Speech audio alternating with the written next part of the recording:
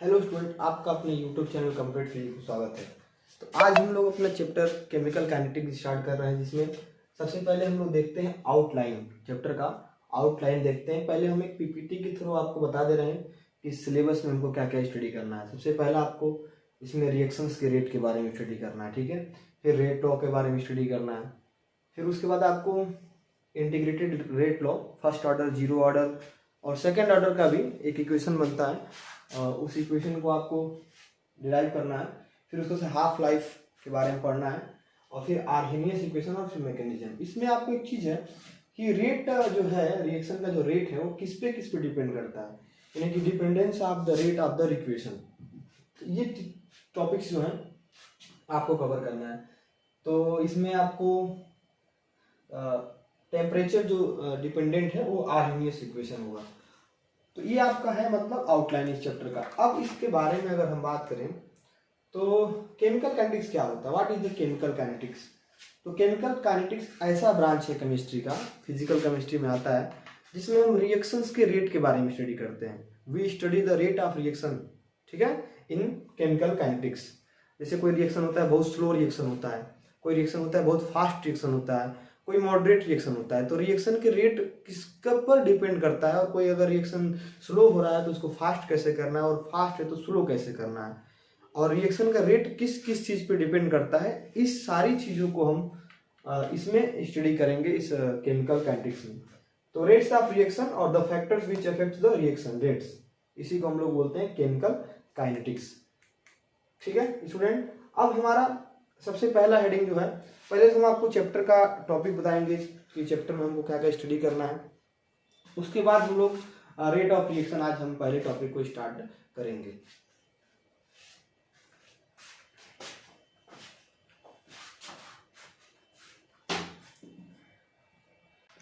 तो सबसे पहले हम अपने चैप्टर का फ्लो चार्ट देखते हैं कि इस चैप्टर में हमको क्या क्या पढ़ना है।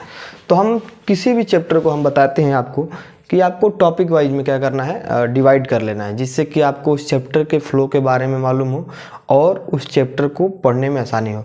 तो केमिकल काइनेटिक्स जो है चैप्टर 3 जो है ठीक है, केमिस्ट्री का, और हम यहीं से स्टार्ट कर रहे हैं। तो इस चैप्टर को हम लोग सबसे पहले में किस में डिवाइड करते हैं, टॉपिक 1। तो टॉपिक 1 जो है वह है आपका rate of equation, rate of equation, ठीक है। रेट ऑफ इक्वेशन में आपका दो रेट है, एक है इंस्टेनियस रेट और एक है आपका एवरेज रेट, और इन दोनों का ग्राफ है। ये पहला टॉपिक है आपका, ठीक है। पहले टॉपिक के बाद हम लोग टॉपिक 2 पढ़ेंगे, जिसका नाम है रेट लॉ, जिसका नाम है रेट लॉ, ठीक है। और यहाँ से रेट लॉ आएगा और यहाँ से आएगा आपका dependence of rate of reaction, dependence of rate of reaction, कि रेट ऑफ रिएक्शन जो होता है 4 चीज़ों पर डिपेंड करता है, टेम्परेचर पे, कंसंट्रेशन पे, और उसके बाद से आपका कैटालिस्ट पर और सरफेस एरिया पर। इन 4 चीज़ पे डिपेंड करता है, इनसे पे हमको पढ़ना है। फिर टॉपिक 3 जो है उसमें आपका हम पढ़ेंगे order molecularity of reaction, order molecularity of reaction. Topic 3 में हम लोग इसके बारे में पढ़ेंगे, इससे हर साल एग्जाम में क्वेश्चन पूछता है। फिर टॉपिक 4 हम लोग का इंटीग्रेटेड रेट इक्वेशन होगा, integrated rate equation, integrated rate equation होगा, और half life time, half life time बहुत इंपॉर्टेंट, यहाँ से 2 इक्वेशन बन के आएंगे। और लास्ट टॉपिक हमारा रहेगा आर्हेनियस इक्वेशन, आर्हेनियस इक्वेशन। तो अपना ये जो है इतना टॉपिक आपका रहेगा, आप इसका PDF स्क्रीनशॉट ले लीजिए। इतने टॉपिक हमको इस चैप्टर में पढ़ना है, रिवाइज करना है, जिससे कि हमको ये चैप्टर पूरा अच्छी तरीके से क्लियर हो जाएगा, ठीक है। अब आज हम लोग स्टार्ट करते हैं रेट ऑफ इक्वेशन, टॉपिक 1 आज हम लोग पढ़ते हैं। और देखिए जितने भी फार्मूले बनेंगे, जितने भी फार्मूले हम लोग स्टडी करेंगे, उतने फार्मूले का न्यूमेरिकल हम एक साथ लगाएंगे, फिर जिसमें से हमारा ये चैप्टर क्या हो, रिवाइज हो जाए। तो पहले हम लोग सबसे पहले अपना थ्योरी बढ़िया से पढ़ लें इस चैप्टर का, फिर उसके बाद से हम इस चैप्टर को एक साथ सारे न्यूमेरिकल्स इसका हम लगवा देंगे आपको।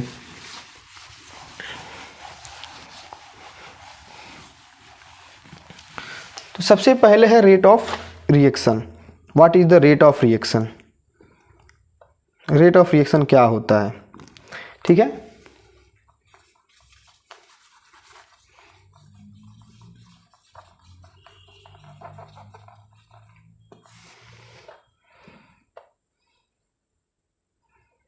देखिए आपने छोटे क्लास में 9th में पढ़ते हुए आए होंगे आप लोग स्पीड क्या होता है, जैसे कि the change in distance per unit time is known as speed. तो उसी तरह अगर कोई रिएक्शन है, जैसे मान लीजिए कोई रिएक्शन है ए से बी में कन्वर्ट हो रहा है, तो जब हमने शुरुआत में ए मान लीजिए अगर 100 ml लिए होंगे, तो जब रिएक्शन स्टार्ट नहीं हुआ होगा तब ये 0 ml होगा।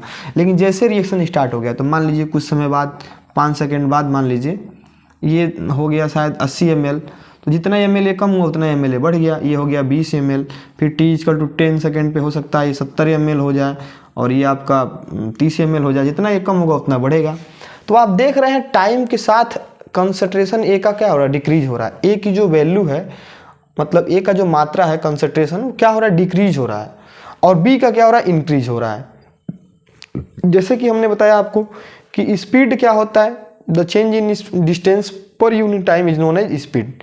उसी तरह से रेट ऑफ रिएक्शन क्या होता है, सेम है, the change in concentration, the change in concentration of the reactant or product per unit time is known as rate of reaction। यानी कि जो रिएक्टेंट और प्रोडक्ट का पर यूनिट टाइम के साथ जो कंसंट्रेशन में चेंज आ रहा है उसी को हम लोग बोलते हैं रेट ऑफ रिएक्शन। अभी ध्यान समझिए, रेट ऑफ रिएक्शन में आप देख पा रहे होंगे कि रिएक्टेंट का कंसंट्रेशन डिक्रीज हो रहा है और इसका कंसंट्रेशन क्या हो रहा है, इंक्रीज हो रहा है। ये शुरुआत में 0 है, फिर 20 है, फिर 80 है। तो इसको इस तरह भी डिफाइन कर सकते हैं, और करके क्या लिख सकते हैं, द इंक्रीज इन कंसंट्रेशन, ठीक है, of product, the increase in concentration of product का कंसंट्रेशन जो इंक्रीज हो रहा है, और decrease in concentration of reactant का कंसंट्रेशन क्या हो रहा है, डिक्रीज हो रहा है, per unit time is known as rate of reaction. समझ आया आप लोग को? द चेंज इन कंसंट्रेशन के अलावा अगर हम लिखना चाहें तो इस टाइप से भी उसका डेफिनेशन लिख सकते हैं। यानी कुल मिला के कहने का मतलब यही है कि हमारा कंसंट्रेशन जितना चेंज हो रहा है विथ रिस्पेक्ट टू टाइम किसी सब्सटेंस का, उसको हम लोग बोलते हैं रेट ऑफ रिएक्शन। ठीक है, अब देखिए इसको आप एक बार पीडीएफ इसका स्क्रीनशॉट ले लीजिए। अब हम लोग इसके बाद इसको थोड़ा और हम लोग बढ़िया से इसका थोड़ा फार्मूला देख लें क्या होगा अगर इसका होगा तो। फिर 2 टाइप के होते हैं उसको भी आपको हम बताएंगे। जैसे देखिए क्या हुआ,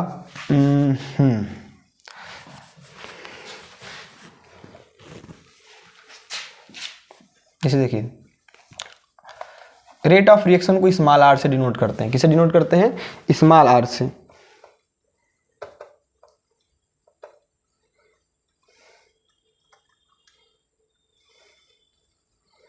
और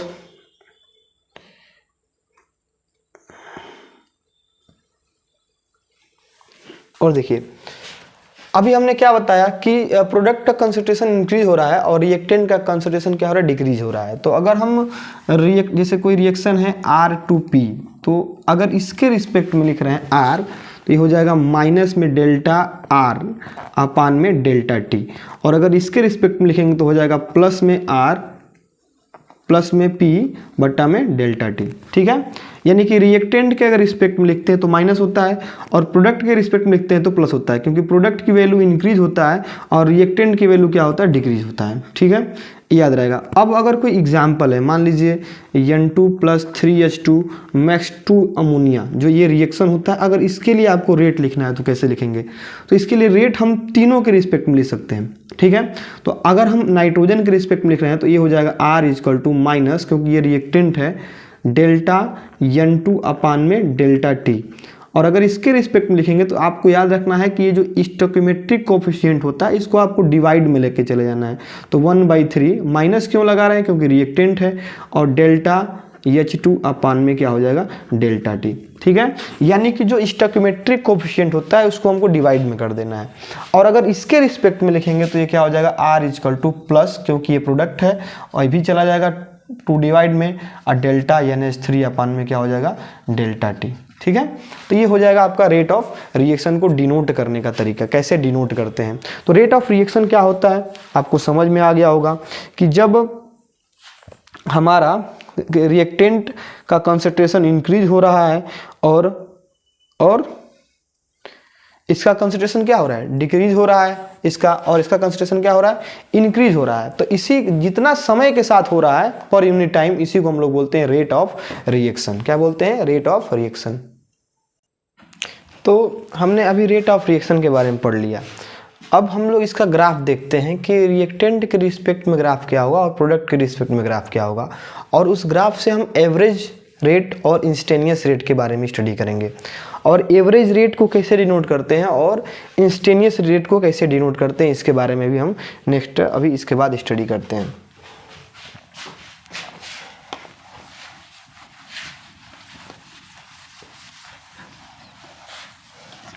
अभी देखिए, कुछ रिएक्शन जो होते हैं बहुत ही फास्ट होते हैं, कुछ रिएक्शन बहुत ही क्या होते हैं, फास्ट होते हैं, पहले इसके बारे में जान लीजिए। और कुछ रिएक्शन बहुत ही स्लो होता है, जैसे rusting of iron. Rusting of iron बहुत ही स्लो प्रोसेस है, और कुछ रिएक्शन जो होते हैं मॉडरेट स्पीड पे होते हैं। अब कुछ रिएक्शन जो होते हैं सिंगल स्टेप में होते हैं, उसको एलिमेंटल रिएक्शन बोलते हैं। ऐसे रिएक्शंस जो एक ही स्टेप में हो जाते हैं उसको हम लोग बोलते हैं एलिमेंटल रिएक्शन। और ऐसे रिएक्शन जो एक से ज़्यादा स्टेप में होते हैं उसको हम लोग बोलते हैं कॉम्प्लेक्स रिएक्शन। जैसे कि हमने पढ़ा था 11th में हाइड्रोकार्बन SN2 रिएक्शन और SN1 रिएक्शन, आपको याद होगा कि एक उसको याद दिला दें कि जब हमारा रिएक्शन था ये वाला CH3 और X, इसका रिएक्शन करा रहे थे OH से, तो OH आके इसको रिप्लेस कर रहा था, तो ये बन रहा था COH CH3 एक ये बन रहा था, और एक और बन रहा था CH3 और OH। ये आपका SN1 रिएक्शन था जिसका ऑर्डर 1 था, लेकिन ये 2 स्टेप में होता था। कितने स्टेप में, 2 स्टेप में। तो ऐसे रिएक्शन जो एक से ज़्यादा स्टेप में होते हैं उसको हम लोग बोलते हैं कॉम्प्लेक्स रिएक्शन। और ऐसे रिएक्शन जिसमें कि एग्जाम्पल ये था CH3 CH2X, इसका रिएक्शन कराते थे OH से, तो ये आपका बन रहा था CH3 CHOH, ठीक है। ये आपका SN2 रिएक्शन था जो कि 1 स्टेप में हो रहा था। कितने स्टेप में हो रहा था, 1 स्टेप में। तो ये जो है आपका रिएक्शन कहलाएगा आपका कौन सा रिएक्शन, ये कहलाएगा आपका एलिमेंटल रिएक्शन। तो ऐसे रिएक्शन जो आपके एक ही स्टेप में होते हैं उसको हम लोग बोलते हैं एलिमेंटल रिएक्शन, एलिमेंट्री रिएक्शन। और ऐसे रिएक्शन जो एक से ज़्यादा स्टेप में यानी 2 स्टेप में होते हैं, उसको 2 या 2 से ज़्यादा भी हो सकते हैं, उसको हम लोग बोलते हैं आपका कौन सा रिएक्शन, कॉम्प्लेक्स रिएक्शन, ठीक है। और रिएक्शन स्लो हो सकते हैं, मॉडरेट हो सकते हैं और फास्ट भी हो सकते हैं। अब इन सारी चीज़ों को हम एक 3D वीडियो डायग्राम के एक्सप्लेन मदद से समझेंगे, और उसी के साथ हम उसका ग्राफ भी समझेंगे और डिफिनीशन भी राइट करेंगे।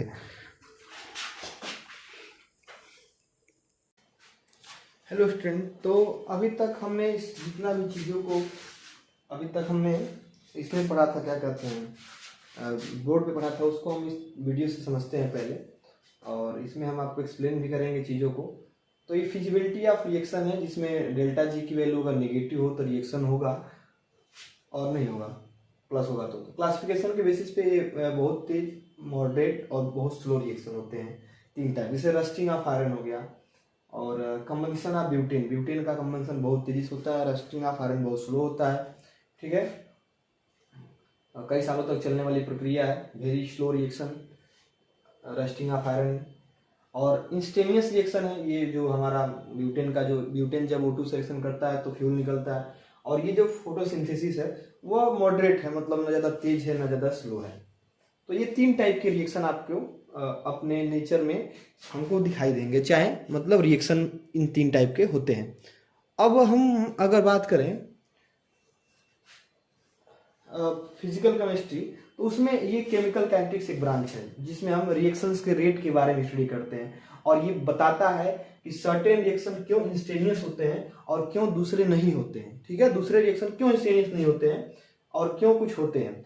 और फिर हम इसका टेम्परेचर, प्रेशर, कैटालिस्ट, रेट को कैसे इफेक्ट करता है इसके बारे में पढ़ेंगे। तो जैसे सिल्वर नाइट्रेट को जब हम सोडियम क्लोराइड में मिलाते हैं तो ये रिएक्शन स्टार्ट होता है। तो रेट क्या होता है, अभी हमने आपको बताया था, the change in parameter that occurs पर यूनिट टाइम, किसी भी चीज का पर यूनिट टाइम के साथ जो चेंज होता है उसको रेट बोलते हैं। जैसे एरोप्लेन चल रहा है तो कितने सेकंड में या हावर में कितना किलोमीटर चल रहा है तो उसको हम रेट बोलते हैं, पर किलोमीटर पर हावर के हिसाब से स्पीड से अगर बात करें, या एसआई यूनिट की बात करें तो मीटर पर सेकंड से होता है। उसी तरह रिएक्टेंट जब डिक्रीज होता है तो कंसंट्रेशन क्या होता है, इंक्रीज होता है प्रोडक्ट का। जब रिएक्टेंट का कंसंट्रेशन डिक्रीज होता है तो प्रोडक्ट का कंसंट्रेशन क्या होता है, इंक्रीज होता है। इसको भी हमने बताया है, रिएक्शन जैसे चलता है तो रिएक्टेंट का कंसंट्रेशन डिक्रीज होता है और ये इसका बढ़ता है, ठीक है, रिएक्टेंट डिक्रीज होगा और ये बढ़ेगा टाइम के साथ। तो जितना ये टाइम के साथ घट बढ़ रहा है इसी को बोलते हैं रेट, ठीक है। The change in concentration of reactant, एक मिनट रुकिएगा, इसको हम लोग बोलते हैं रेट, ठीक है।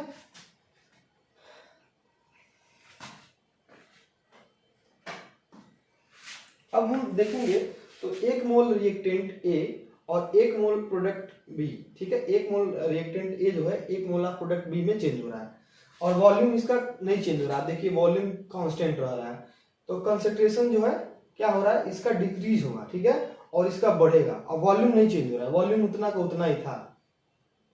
और ये मैक्सिमम है, देखिए अभी ये मैक्सिमम है और ये मिनिमम है, 0 है, मतलब बना ही नहीं है जी। अभी जब रिएक्शन नहीं स्टार्ट हुआ तब की बात कर रहे हैं। जब एक बार रिएक्शन स्टार्ट हो जाएगा तो फिर ये वैल्यू डिक्रीज होगी और ये वैल्यू इंक्रीज होगी।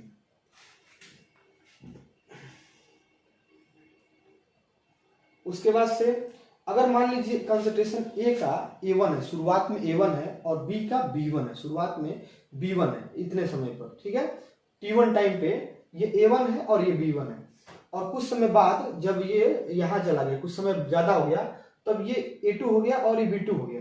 तो इसमें कितना डिक्रीज हुआ कैसे निकालेंगे, तो A2 माइनस A1 करेंगे, ज्यादा में से कम घटाएंगे, ठीक है। ज्यादा कौन था, A1 था, तो A1 माइनस A2 करेंगे, ठीक है। और इसमें ज्यादा कौन है, B2 माइनस B1 करेंगे इसमें, क्योंकि ये डिक्रीज हो रहा है और इंक्रीज हो रहा है, तो इसमें हम B2 माइनस B1 करेंगे, ठीक है। डेल्टा B कैसे निकलेगा, B2 माइनस B1 जो ज्यादा रहेगा, ठीक है ना। अब हमारा अगर बात करें तो टाइम T2 माइनस T1 रहेगा। तो रेट कैसे डिनोट होगा फिर उसके बाद से, तो रेट तो हमने बताया था अभी इससे पहले आपको कि अगर ए के रिस्पेक्ट में करेंगे तो delta A by delta T, ठीक है, और अगर बी के रिस्पेक्ट में करेंगे इसके रिस्पेक्ट में तो प्लस में हो जाएगा delta B by delta T. Minus क्या डिनोट कर रहा है कि कंसंट्रेशन जो है रिएक्टेंट का ऑलवेज डिक्रीज होता है टाइम के साथ, माइनस ये डिनोट कर रहा है, ठीक है। अगर इसमें माइनस से मल्टीप्लाई करें तो ये प्लस हो जाएगा, और ये वैल्यू पुट करेंगे तो ये प्लस में ही आएगा रेट। जब वैल्यू पुट करेंगे तो ये वैल्यू कम आएगी, इसमें माइनस में आएगी, माइनस से मल्टीप्लाई होगा तो प्लस में हो जाएगा। अब जो है रेट इसलिए हमेशा पॉजिटिव में लिखते हैं क्योंकि ये इंक्रीज होता है, इसका मतलब कि प्रोडक्ट का जो होता है वो रेट टाइम के साथ कंसंट्रेशन उसका बढ़ता है। Concentration of product always increases with time, ये हो गया आपका, ये हो जाएगा आपका फॉर्मूला। इस पे न्यूमेरिकल आपको लगाना पड़ेगा इस ऐसे क्वेश्चंस की।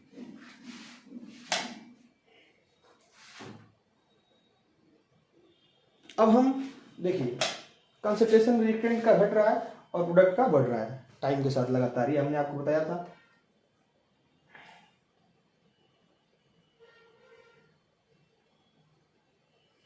इसके बाद ये हमने आपको बता दिया, इसका आप स्क्रीनशॉट ले लीजिए और इसको हम वीडियो के नीचे भी चला देंगे। ये रिएक्टेंट के रिस्पेक्ट में है, प्रोडक्ट के रिस्पेक्ट में है। एक क्लियर इसका वीडियो हम वीडियो के नीचे आपको डाल देंगे, जिससे आपको देखने में कोई दिक्कत ना हो। अब इसका ग्राफ देखते हैं। अभी हमने आपको बताया था ग्राफ, तो ग्राफ में देखिए ये जो ग्राफ है कंसंट्रेशन अपॉन टाइम का ग्राफ है, ठीक है। तो आपको मालूम है कि रिएक्टेंट जो है डिक्रीज हो रहा है, तो ये रिएक्टेंट का ग्राफ हो गया, और प्रोडक्ट इंक्रीज हो रहा है, टाइम के साथ प्रोडक्ट बढ़ रहा है, ठीक है। तो टाइम वाला ग्राफ ऐसे मिल गया, प्रोडक्ट बढ़ रहा है, टाइम अगर इतना है तो ये इतना है, टाइम बढ़ा तो कंसंट्रेशन बढ़ गया। तो रिएक्टेंट का जो ग्राफ मिलेगा वो डिक्रीजिंग मिलेगा, और ये प्रोडक्ट का ग्राफ जो है इंक्रीजिंग मिलेगा। अब इसमें हम इंस्टेंटेनियस रेट और एवरेज हम रेट की बात करेंगे इसमें, ठीक है। तो एवरेज रेट जो होता है दो टाइम इंटरवल के बीच होता है। अब इसको पहले हम आप समझा दे रहे हैं, फिर आप इसके बाद इसका वीडियो देखिएगा। पहले समझ लीजिए इसको, फिर उसके बाद आप इसका वीडियो देखेंगे तो सही रहेगा।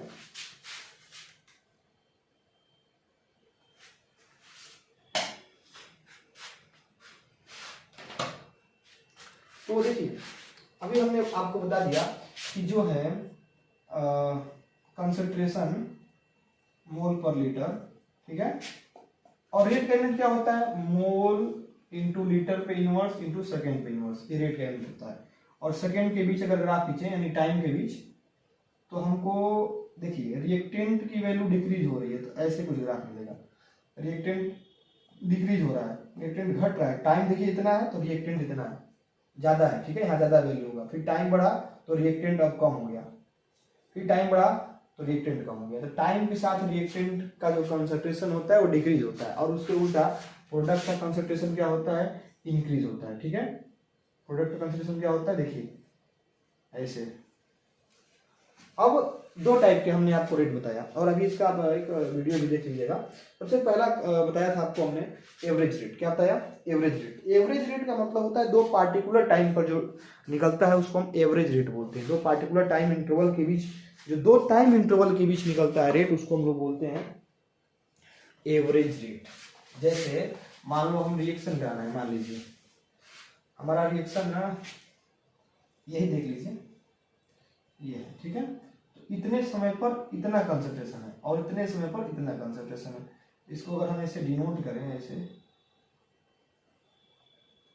ठीक है, तो इस टाइम इंटरवल पर एक अगर कंसंट्रेशन है P1 और इस पर P2 है, तो इसका जो हमारा निकलेगा आर एवरेज वो हो जाएगा माइनस में करना है डेल्टा P अपान में डेल्टा T, और P की वैल्यू हो जाएगा P2 माइनस P1 अपान में T2 माइनस T1। तो ये जो आपका निकलेगा ये होगा आपका एवरेज वेलोसिटी। क्या होगा, एवरेज वेलोसिटी। एवरेज वेलोसिटी का मतलब हुआ कि मतलब वो किसी समय पर नहीं बताता है कि इस समय जैसे 9:15 पे कितना रेट है, ये नहीं बताएगा। अगर हम किसी पार्टिकुलर समय पे करें, जैसे एक रिएक्शन चल रहा है, तो रिएक्शन चल रहा है तो कोई दूसरा आदमी पूछा कि कितना तेज हो रहा है, तो मान लो वो देखा 9:15 पे कि 50 मोल पर सेकेंड ए मॉलिक्यूल जो है बी में चेंज हो रहा है, यानी ए का 50 मोल एक सेकेंड में बी में चेंज हो रहा है 9:15 पे। तो ये एक पार्टिकुलर टाइम पे हमने बोला, ये हमने एक पार्टिकुलर टाइम पे बोला, तो ये जो है ये इंस्टेनियस होगा, ठीक है। और हम ऐसे रुके हुए हैं और हम 9:05 और 9:15 के बीच का स्टडी कर रहे हैं, मतलब 10 मिनट के बीच का अगर स्टडी कर रहे हैं तो वो हो जाएगा एवरेज रेट, ठीक है। तो एवरेज रेट और इंस्टेनियस रेट में अंतर यही है कि एवरेज रेट को डेल्टा से डिनोट करते हैं और इंस्टेनियस को हम डी से डी/dt से डिनोट करते हैं, ठीक है। बाकी स्लोप आप जानते हो, मैथ वाले स्टूडेंट स्लोप के बारे में जानते होंगे, तो इसको ऊपर हम फिर आपको एक प्रकार से इससे दिखा दे रहे हैं वीडियो से, फिर उसके बाद हम आगे आपको एक्सप्लेन करेंगे।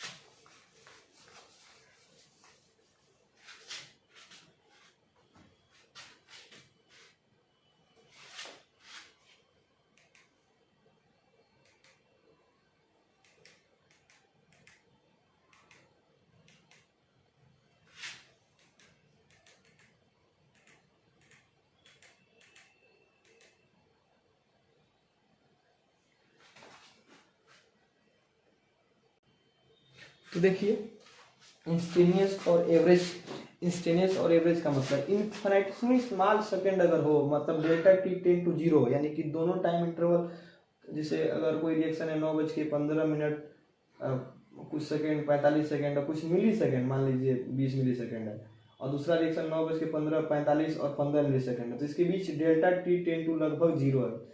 तो ऐसे केस को हम लोग बोलेंगे इंस्टेंटेनियस रेट, यानी जब एक पार्टिकुलर टाइम पे हो तो उसको हम लोग बोलते हैं इंस्टेंटेनियस रेट। क्या बोलते हैं? Instantaneous rate. अब इस देखिए चेंज इन कंसंट्रेशन ऑफ ए को हम डीए से डिनोट करेंगे और बी के डीवी से डिनोट करेंगे, और अगर करेंट टाइम बहुत जीरो हो तो उसको डीटी लिख देते हैं, डेल्टा टी के यहाँ पे। ठीक है, तो आर इंस्टेंटेनियस का फार्मूला क्या आएगा? माइनस में D A by D T, यानी कि हम डेल्टा को हटाकर डी डिनोट कर दिए, और माइनस वही रहेगा जो पहले लगता है, प्रोडक्ट केस में प्लस रहेगा। उसके बाद अगर हम एवरेज की बात करें, और ये स्लोप देखिए, अगर ये स्लोप हम निकाल रहे हैं, स्लोप आप जानते होंगे, the change in Y axis to respect to X axis is known as slope. Y equal to delta Y upon delta X जो होता है 10x, एम इक्वल टू जो फार्मूला होता है y2 minus y1 upon x2 minus x1, math में आप लोग पढ़े होंगे, तो उससे हम स्लोप निकालेंगे। तो change in the Y axis upon change on the Y axis, तो सबसे पहले वाई एक्सिस पे चेंज निकालेंगे ऐसे करके, फिर इतना पर हम ये चेंज निकाल लेंगे और दोनों का डिवाइड कर देंगे। ठीक है, तो ये इससे हमारा इंस्टेंटेनियस निकल जाएगा। अगर हम स्लोप निकाल रहे हैं तो इंस्टेंटेनियस वेलोसिटी निकल जाएगा। ठीक है, चाहे हम प्रोडक्ट के केस में निकालें, चाहे हम रिएक्टेंट के केस में निकालें। अब हम थोड़ा आगे बढ़ते हैं और एक रिएक्शन हम जनरली देख रहे हैं, तो M A plus N B max O C और पी, तो हमने बताया था ए और बी सी डी ये जो है आपका सब्सटेंस है, ये रिएक्टेंट है प्रोडक्ट, और इसके सामने जो लिखा होता है वो स्टोइकोमेट्रिक कोएफिशिएंट होता है। ठीक है, जैसे इस केस में इसमें स्टोइकोमेट्रिक कोएफिशिएंट कितना है? 1, 1 और 2। तो अगर इसका हम रेट लिखेंगे तो कैसे लिखेंगे आपको हम बता चुके हैं, एक एग्जांपल लिए थे। तो ये हो जाएगा, अगर इसका रेट हम लिखना चाहें, इसका रेट अगर हम लिखना चाहें तो आर इक्वल टू क्या हो जाएगा? H2 के रिस्पेक्ट में अगर हम इंस्टेंटेनियस लिखना चाहें तो माइनस डी H2 अपॉन में डी टी, और अगर आयोडीन के केस में लिखना चाहें तो माइनस डी I2 अपॉन में डी टी, और अगर हम HI के केस में लिखना चाहें तो ये प्रोडक्ट है तो प्लस में हो जाएगा, तो D HI upon D T, और दो जो स्टोइकोमेट्रिक कोएफिशिएंट होता है वो डिवाइड में चला जाएगा, और इसको लिखेंगे ये क्या है? Rate of disappearance of hydrogen, यानी हाइड्रोजन कम होगा, और ये भी होगा rate of disappearance of iodine. ठीक है, और ये होगा आपका rate of formation of hydrogen iodide, rate of formation of hydrogen iodide. तो आज की जो टॉपिक हमारी 1 थी वो हमारी समाप्त हुई, केवल टॉपिक 1। ठीक है, तो टॉपिक 1 के हिसाब से अगर हम पढ़ेंगे तो टॉपिक 1 समाप्त हो गया। अब हम बात करें अगर टॉपिक 2, तो टॉपिक 2 है रेट लॉ है, फिर उसके बाद इंटीग्रेटेड रेट इक्वेशन होगा, फिर उसके बाद से आपका चालू होगा जो भी है मॉलिक्यूलरिटी ऑर्डर, ये सब हम पढ़ाएंगे। तो वीडियो को देखने के लिए धन्यवाद, और अपने दोस्तों के साथ भी शेयर कीजिए, और ऐसे ही कंटेंट देखने के लिए लाइक और सब्सक्राइब कीजिए। धन्यवाद।